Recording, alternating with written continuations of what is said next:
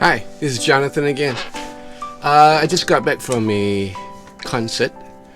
I was playing the concert in Genting Highland in Malaysia. So I got back like yesterday. I was so tired, I just slept for a long time. After an hour's flight from Singapore to KL, I finally arrived at KLIA, KL International Airport.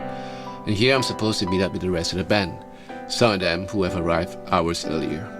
So now I'm supposed to meet up with my brother Steve. Hello! Hi. How are you? Hello! It's Steve. Okay, so this is Jeff, the other guitarist. Yeah, better guitarist than me. So this is Aming from Shanghai, the drummer. Alright, this is Dong Ying from Shanghai. And this guy I don't care about. And this is Jovi. Jovi, say hi. The programmer. Right, so the whole band is here. So after 2 hours of drive from the international airport to Genting Highland, we finally arrived at the hotel that we're staying in. And it's about time that we go get something to eat.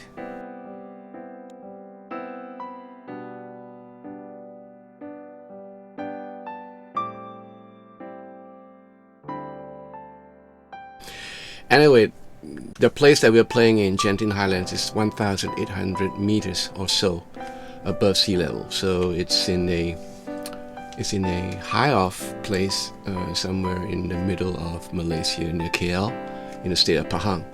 So there's a casino there, and it's more or less like a like a theme park thing. So people do go up there for concerts and gambling, of course. So this gig, this concert, I was the music director. So I'm working with a band that I've been working for many years, with this artist called Eric Moo. So we went up there on Thursday, had sound check and rehearsal on Friday. The show was on Saturday, and then we fly back on Sunday. So some of them came far off from Beijing, some from Shanghai. And we even have a local musician called Steve. So there we are, band of brothers and sisters from all over the place. So this is the stage that we're in. We are doing a sound check right now.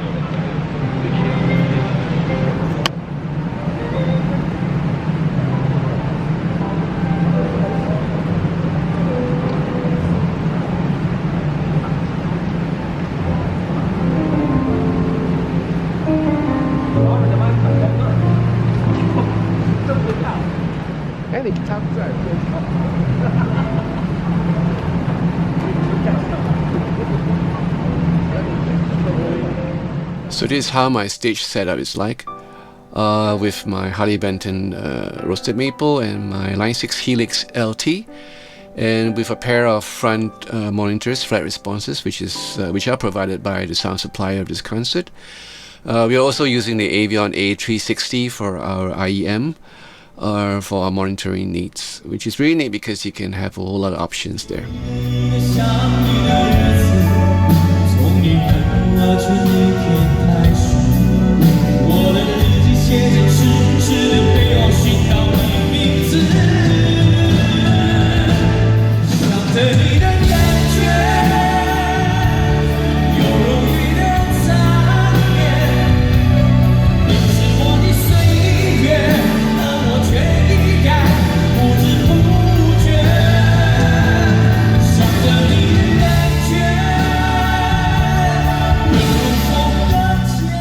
So as you might have followed my videos, I've actually procured a Helix backpack, which I was planning to use it for this tour. It did work out well because after I packed everything into the backpack, I finally discovered that there's a whole lot of stuff I need to carry with me. Okay, let me just give you a lowdown on what's happening.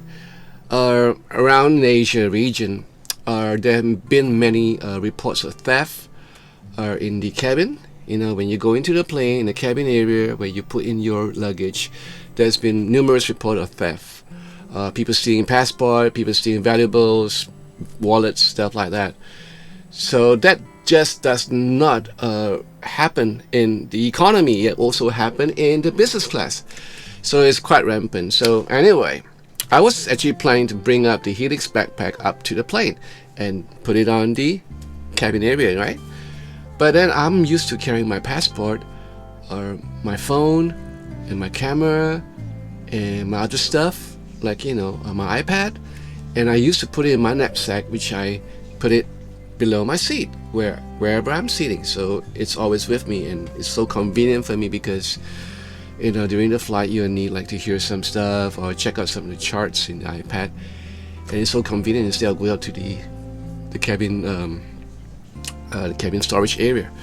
And I didn't want to leave all my stuff there with my Helix because, you know, who knows what will happen during the flight. So I decided to forego the idea, the notion of bringing my Helix backpack, and I left it at home, and I stick to what I always do with my THON flight case, you know. So I flew up with that, and it was checked in, so I didn't have worries. I brought out my faithful knapsack, and I'm done. So that was what happened to me on this trip. I probably will use the Helix backpack for, you know, for local gigs or for gigs where it's convenient for me to use the Helix backpack. I think for the long flights, I'd rather have a peace of mind knowing that my gear is safely stowed away, right? And I have the stuff with me, the stuff that I need with me. So just to share with you the stuff that I carry with me when I go out on concert dates, when I fly up. One of the most important stuff is a power charger for all your USB needs. So this is, I believe it's universal, so it charges a total of 6 devices. So I could charge my iPad, I could charge my phone, I could charge my my camera, you know, I could charge a whole lot of stuff. So I'll leave this plugged into my hotel room, and when I come back after rehearsal or anything like that, if I need to charge anything, I just plug this in and I'm good to go. You know, of course you can have various adapters. This is the UK 3-pin. You can have adapters for whatever you need in your country, right? And the other most important thing to carry while you are a touring musician is medicine. You know, or get medicine for stomach upset. You know, you never know what you eat, especially when you're not in a place that you're familiar with. You know, or get aspirins, anything that can curb fever, or like I said again, you know, anti-food poisoning pills, you know, stuff that would elevate your pain a little bit. Back in Singapore, we have this little thing called, you know, it's a little bottle consisting of a lot of small pellets, and it's called Pochai, P-O-C-H-I. And that's good for food poisoning or stomach upset, you know, that I always carry with me. This is my iPad Pro, and I have my charts are all here, you know. Now, why do I read charts? Why do I have to read charts? Because in Asia, especially in Chinese concerts, we do a minimum of 25 to 28 songs per concert. And the problem is that most of these songs are ballads. And their problems is some of them sound the same. Now, with that amount of songs, I played in concerts where I have a total of like 36 songs. So there's a possibility you're getting lost, right? And if I'm trying with my band, you know, I'm doing my own stuff, then I probably would not read because, you know, we write most of the stuff ourselves. So we should be able to remember what we wrote and to play by ear and by heart. Memory, muscle memory. But in the cases of doing concert dates like this, you know, it's kind of hard. Even though this tour it's been going on for a long time, we could probably play most of the songs without reading the charts. But you know, the chart is there for security reasons, just in case we have a sudden memory lapse. Right. So some of the pictures that you see will depict what goes on during the rehearsals. The Line 6 Helix has always been my staple for my concert dates. I've always used Line 6 stuff, and you know, they are pretty dependable. And I have no need for amps. All I need are just 2 front monitors, you know, flat responses front monitors for me to monitor my guitar and to have a sort of feedback, you know, with my pickups and stuff like that. And that's what I have in my stage, on my stage area. I have past experiences, bad experiences with amps that are required, which they did not deliver because they didn't have the amps and they didn't inform me. Like, you know, if you ask for a JCM 800 and they give you a little puny little amp, a Boss amp or a Roland amp, that is not good. And sometimes during transit the amps get damaged, you know, tubes get loose, speakers get broken into, and there's a whole lot of hassle, especially for long tours. So I decided to opt for the digital domain, which took me a long time to get used to it, but you know, I finally got used to it, and I'm pretty happy, especially with Line 6 stuff, because they're really good. They're really good. And the engineers, both the main house and the monitor engineers, love me for it because I'm the most quiet one on stage. The drummer is the most noisy one. So I hope you enjoy some of the pictures and clips, and I hope you get something out of this. So traveling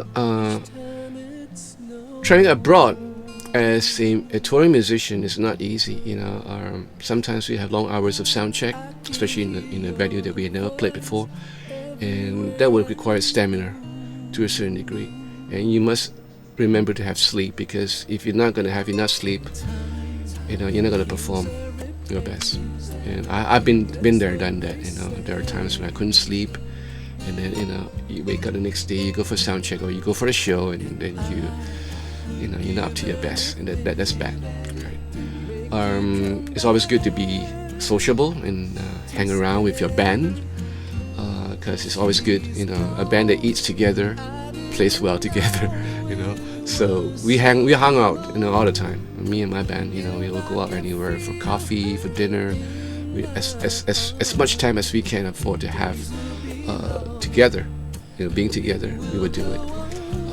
And that's about it that I can share, because being sessionists, you know, being concert players, you know, we don't have a band of our own, but I'm glad to call this band that I'm playing with for so many years as a band, as my band, because I love each one of them, right? So I hope you enjoy this video and a little peek into my world, and I hope you get something out of it. And I wish you the best, that you would go on to great heights, that you would play, you know, elsewhere, all around the world with the music that you do and with your band. So until next time, ciao.